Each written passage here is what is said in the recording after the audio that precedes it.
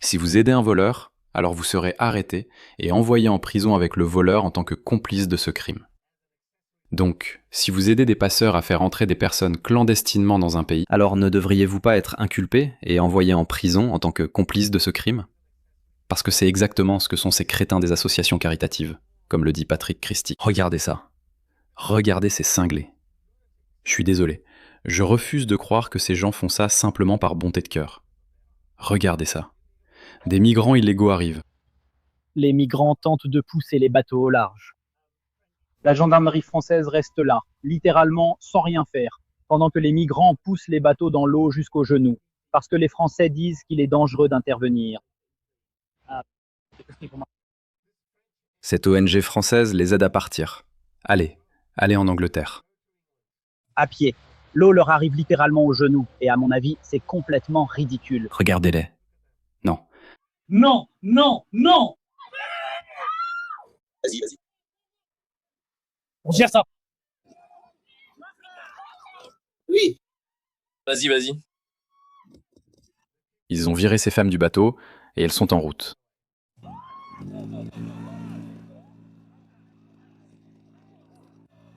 Regarde cette femme. Mon Dieu.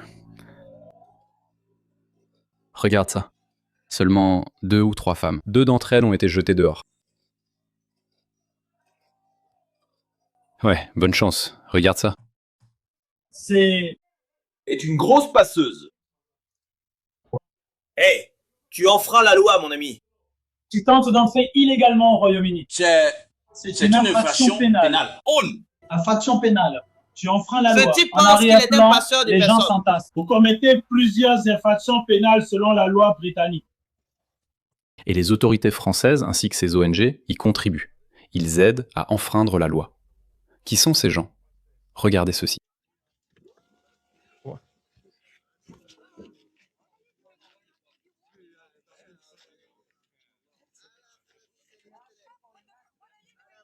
Que faites-vous ici?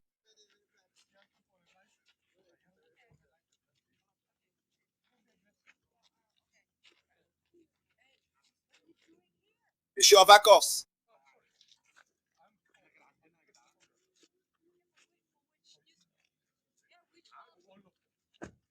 Les enfants.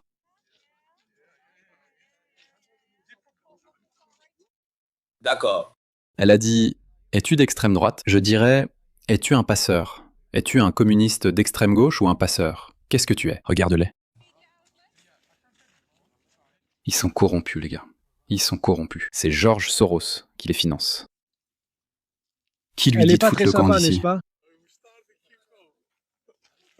Quoi de neuf?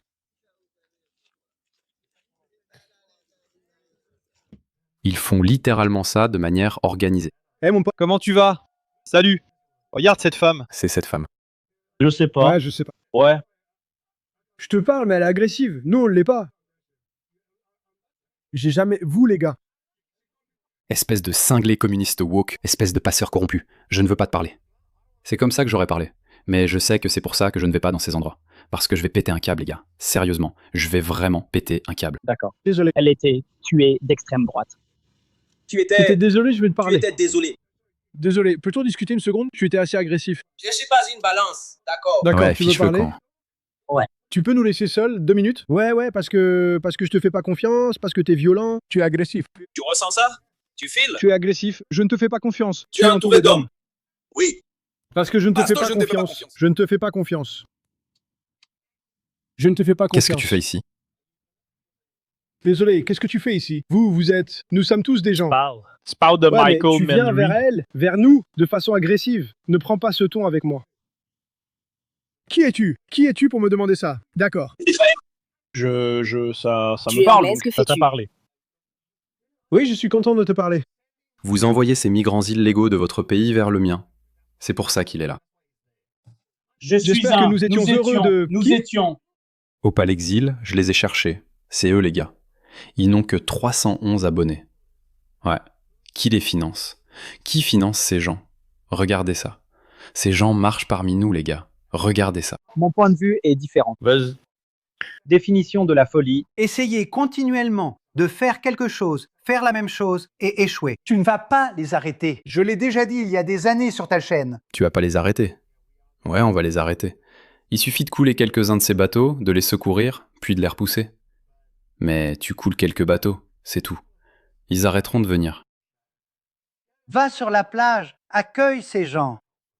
Ils sont la définition même de l'entrepreneur. Entrepreneurs, ils sont la définition même de l'entrepreneur. Regardez ces médecins, ces ingénieurs et ces entrepreneurs. Regardez ce type. Un migrant soudanais arrivé illégalement par bateau est entré aujourd'hui dans une école du Grand Manchester avec un couteau, un marteau, une hachette et un demi-litre d'essence. Il vivait dans un logement partagé. Rhiannon White, Wayne Broadhurst, ce gars de Belfast, et ce type dit qu'ils sont la définition même de l'entrepreneur. Entrepreneur. D'accord, c'en est une nouvelle. On est passé de médecins et d'ingénieurs aux entrepreneurs. Ouais, regardez-moi ça, Steve Jobs ici présent. Steve Jobs. Il va nous offrir le prochain téléphone révolutionnaire ou un appareil de communication. Ce type, comme je l'ai dit, ces gens marchent parmi nous. Ces traîtres marchent parmi nous.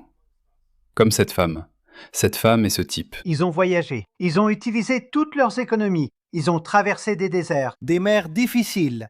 Ils ont déjoué les pronostics. Ce sont des entrepreneurs. Rencontrez-les sur la plage. Donnez-leur une subvention pour lancer leur entreprise. Ils deviendront des hommes d'affaires prospères en 10 ans. Il le garantit. J'en ai quelques exemplaires.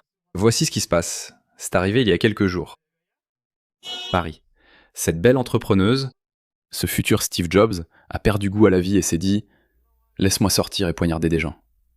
Quand on lui a demandé pourquoi, il a répondu, il a dit « Allah m'a ordonné de le faire ». Ces entrepreneurs, les gars, ces entrepreneurs. Et l'Iran a déjà prévenu la Grande-Bretagne, l'Iran a déjà averti le Royaume-Uni que nous avons des centaines de cellules dormantes, voire des milliers au Royaume-Uni.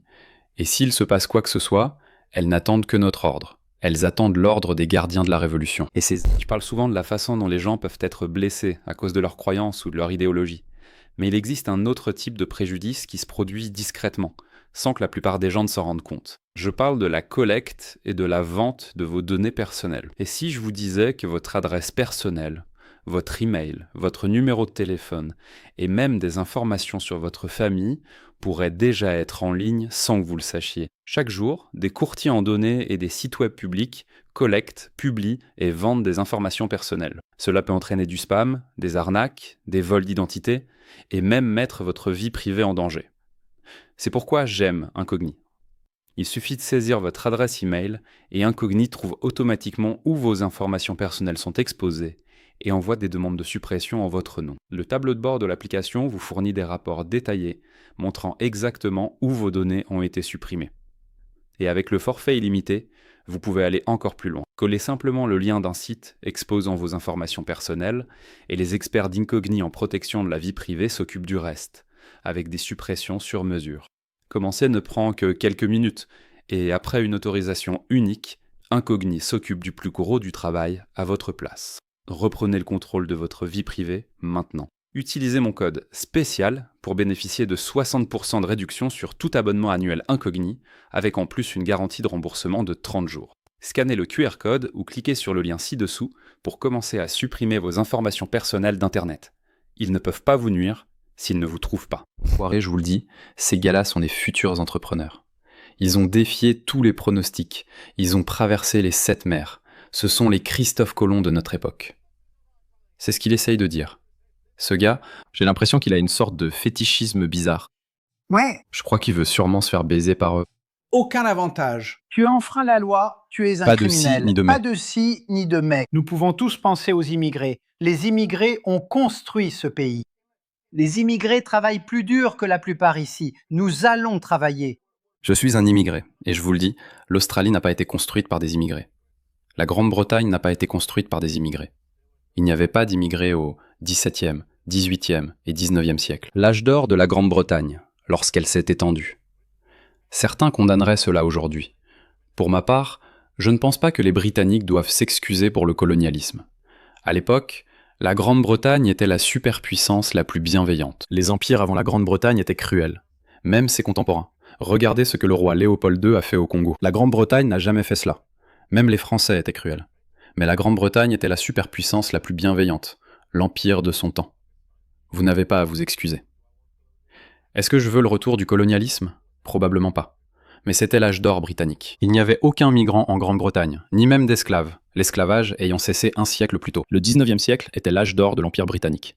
Ils ont conquis le monde. Et cela après avoir perdu l'Amérique d'ailleurs. Il n'y avait pas d'immigrants à cette époque. D'accord, 1945. Vous savez, en 1955, la population blanche de la Grande-Bretagne représentait 98%, selon le recensement de 1951. Voilà. Les historiens s'accordent généralement à dire qu'en 1951, la Grande-Bretagne était majoritairement blanche, avec des estimations plaçant généralement la population à bien plus de 99% de blancs. 99% de blancs, et ces gens disent qu'ils étaient tous des immigrés. Oui, des Sud-Asiatiques, des Pakistanais, des Indiens. D'abord, des Pakistanais de l'Est sont venus, puis ils ont adopté l'identité bangladaise. Ensuite, la génération Windrush est arrivée. Tu veux dire qu'ils ont construit la Grande-Bretagne ? Ils aiment rappeler le Blitz de Hitler, le Blitz de Londres. Londres n'a pas été complètement détruite. C'est faux. Seuls 25% de la ville l'ont été par les bombardements de Hitler. Elle a ensuite été reconstruite. Ce sont des immigrés qui l'ont fait ? Non, ce n'est pas vrai. Alors, avec quelle population ? C'est un mensonge. D'abord, ils ont réécrit l'histoire et t'ont embrouillé psychologiquement. Ils t'ont fait te sentir coupable pour quelque chose que tu n'as pas fait. Imagine qu'on vienne te dire ça aujourd'hui. Ton arrière-grand-père a tué mon fils, donc je suis là pour te tuer maintenant. Voilà la logique woke. Ah bon, vraiment ? Je me sens tellement mal pour toi. Mon grand-père a fait ça ? Viens me poignarder. C'est quoi cette logique débile ? On a ces idiots qui se baladent parmi nous. Et alors, arrête simplement d'essayer de les empêcher de venir ici et accueille-les, accueille-les. Je trouve juste que c'est tellement incroyablement inadmissible. Attardé. Pas simplement une erreur de jugement. Attardé. Ajouter, je veux dire nous. C'est tellement incroyablement attardé. Les gars, une autre chose à laquelle je pensais, regardez ça. Donc, c'est une déclaration qu'ils ont donnée à cette ONG de cette femme. Nous ne souhaitons pas répondre aux journaux qui contribuent à la diffusion d'idées xénophobes en Angleterre et en Europe. Merci et passez une excellente journée. Porte-parole d'Opal Exile. Xénophobe.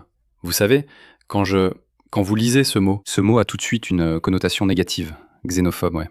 J'y pensais, j'étais là. Ils ont introduit beaucoup de mots dans notre vocabulaire, comme des mots négatifs, comme des émotions humaines négatives ou des concepts négatifs, et nous l'avons avalé tel quel. Nous l'avons simplement accepté. Vous savez, racisme, xénophobie, stéréotypes, toutes ces choses-là. Nous l'avons juste accepté. Mais avez-vous réellement réfléchi à ces mots ? Sont-ils intrinsèquement mauvais ? Est-ce que ces concepts sont mauvais ? Parlons de la xénophobie. Quelle est la véritable définition de la xénophobie ? Regardons. La xénophobie, c'est la peur intense, l'aversion ou la haine envers les personnes d'autres pays, d'autres cultures, ou celles perçues comme étrangères ou bizarres. D'accord. Donc cette femme, son ONG, qui est en faveur des réfugiés, elle a qualifié ce comportement de ne pas vouloir que ces migrants viennent en Angleterre de xénophobie. Ces personnes viennent principalement de pays musulmans. Et si 90% des musulmans voulaient le mariage des enfants, c'est une pratique culturelle. La xénophobie, c'est une peur intense, une aversion ou une haine envers les personnes venant d'autres pays. Pourquoi ne pourrait-on pas craindre des personnes venant d'autres pays si elles ont des valeurs culturelles incompatibles ou des valeurs qui ne sont pas acceptables dans mon pays ? Oui, les musulmans pensent que le blasphème, insulter l'islam ou Mahomet, mérite la peine de mort. Cette croyance est largement répandue, non seulement chez les musulmans des pays musulmans, mais aussi chez ceux des pays occidentaux. 51% des musulmans britanniques estiment que l'homosexualité devrait être interdite par la loi. Incompatible. L'homophobie avait disparu en Occident, mais elle est réapparue. Certains diront que c'est bien fait, à cause de slogans comme « Les gays pour Gaza », Intifada. Des vidéos amusantes à ce sujet. Tu sais ce qui s'est passé en Allemagne ? Un homme musulman du nom d'Abdel, prévisible, Abdul B, a foncé avec sa voiture dans une marche des fiertés juste avant cela. Voilà ce que ces gens, les gays pour Gaza, scandaient. Juste avant, quelques minutes avant que cet islamiste fonce sur eux en voiture. Regarde. C'est hilarant. Regarde ça. De Berlin à Gaza. De Berlin à Gaza. Yalla yalla. Intifada. Ya Berlin, nous sommes là pour toi. De Berlin à Gaza, mondialiser l'intifada. C'est ce qu'ils scandaient. Ces idiots scandaient ça. Et puis ils ont eu l'intifada. Ils ont eu ce qu'ils voulaient. Quelques heures avant l'attaque terroriste islamiste lors de la marche des fiertés de Berlin, des manifestants, International Queer Pride, une organisation similaire à Gays for Gaza, ont appelé à une intifada. Et puis, quelques instants plus tard, Le terroriste Abdoul B a dit « Me voilà avec mon intifada ». On ne peut pas inventer ça. D'accord, vous savez quoi? Ces gens sont fous. Ils lancent des mots comme xénophobie, alors que je n'avais pas fini d'en parler. En quoi est-ce une phobie? Une phobie est une peur irrationnelle dans l'histoire humaine. Le simple fait qu'il existe des cultures distinctes partout dans le monde, jusqu'en 1945, les Français étaient Français, les Allemands étaient Allemands, les Britanniques étaient Britanniques, les Indiens étaient Indiens. Le simple fait que toutes ces cultures aient conservé leur identité culturelle distincte témoigne du fait que craindre d'autres cultures n'est pas inhabituel. Le monde dans lequel nous vivons n'est pas la norme, les gars. Ce n'est pas la norme. Le multiculturalisme, je sais que j'en bénéficie en quelque sorte, mais ce qui est bon pour moi n'est pas forcément bon pour tout le monde. D'accord. Ce n'est pas parce que le multiculturalisme a fonctionné à une certaine échelle, où certaines personnes sont venues, se sont intégrées et assimilées, que cela signifie que la grande majorité des gens s'intègrent et s'assimilent.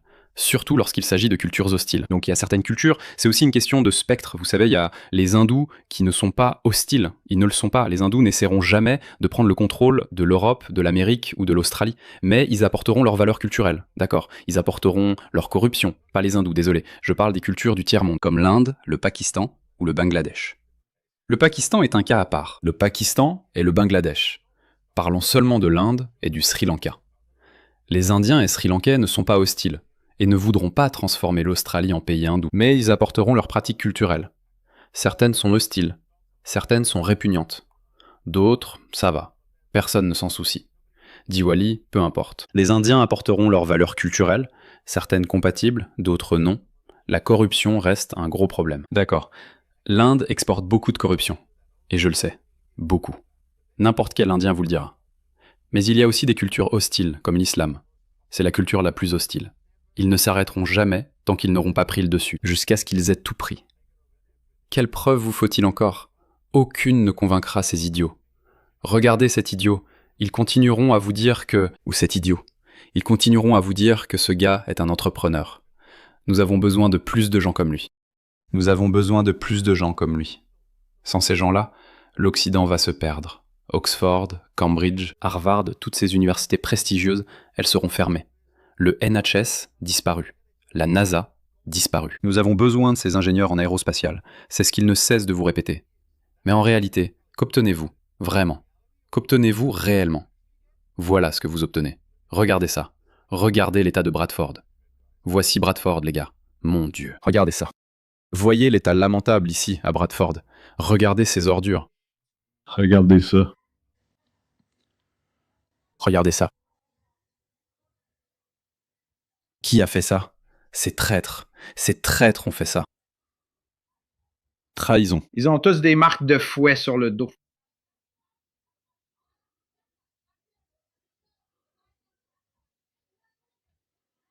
Alors ces mots qu'ils introduisent dans notre vocabulaire, xénophobie, stéréotype. En quoi un stéréotype est-il une mauvaise chose? Oui. En quoi un stéréotype est-il une mauvaise chose? Si tu dis « Hey, je vais faire venir 100 personnes d'Afghanistan », c'est tout à fait raisonnable. Tu es complètement raisonnable et rationnel de dire « Si nous faisons venir des gens d'Afghanistan, nous allons amener le mariage d'enfants, la culture de l'honneur. Beaucoup de niqab, beaucoup de misogynie. » En quoi est-ce un stéréotype alors qu'ils te diraient eux-mêmes que c'est ce qu'ils sont? Les musulmans te disent eux-mêmes que le mariage d'enfants est une bonne chose. Regarde ça. Ce gars essaie de faire honte à cet homme en disant « Hey, c'est toi ?» Ce musulman répond « Non, une fillette de 9 ans. Une fillette de 9 ans n'est pas toujours une enfant. L'enfance dépend de conditions et de certains facteurs. » Et il dit « Oui, donc. Eh bien, tu veux me faire honte. Oui, une fillette de 9 ans n'est pas une enfant. Maki Makid Salafi vit en Angleterre, c'est un musulman britannique. En quoi serait-ce un stéréotype? Et en quoi un stéréotype serait-il une mauvaise chose? Tu exposes juste une pratique culturelle. C'est-à-dire, donc je sais pas, je suis partagé les gars. Je pense que tous ces mots, nous devons rétablir notre relation avec toutes ces étiquettes qu'ils ont introduites dans notre vocabulaire. Racisme, je suis fermement convaincu que le racisme n'a probablement jamais existé. Même à l'époque, les gens réagissaient différemment face à ceux qui avaient une apparence différente, parce qu'ils associaient certains attributs à l'apparence de quelqu'un. Par exemple, il y a 200 ans, si j'entrais dans l'Angleterre victorienne en tant que personne de couleur, tu me regarderais et dirais « Es-tu indien ?» Tu penserais que les Indiens sont polythéistes, ils font ceci et cela, enfin tout ce que tu as entendu sur les Indiens, et certaines de ces choses pourraient te plaire, d'autres pourraient te déplaire. et tu associerais ces choses à moi. Et c'est tout à fait normal, parce que si je viens d'Inde, bien sûr je vais avoir ces attributs culturels, oui. Le seul moment où un stéréotype peut être négatif, c'est quand tu associes à quelqu'un quelque chose qui n'est pas vrai. Mais comme je l'ai dit, ces choses sont vraies. Les musulmans croient au mariage d'enfants. Ils te le diront eux-mêmes. Les musulmans croient à la culture de l'honneur. Les musulmans croient aux mutilations génitales féminines et à la lapidation des gens. Ils croient qu'il faut détester les homosexuels. Ils te disent que c'est vrai. Alors en quoi est-ce mal ? Donc, sur ces bases, il est parfaitement raisonnable de détester ces pratiques culturelles. Et par extension, évidemment, tu ne veux pas de ces personnes dans ton pays, ce qui est tout à fait normal si tu t'opposes à l'invasion de ces gens.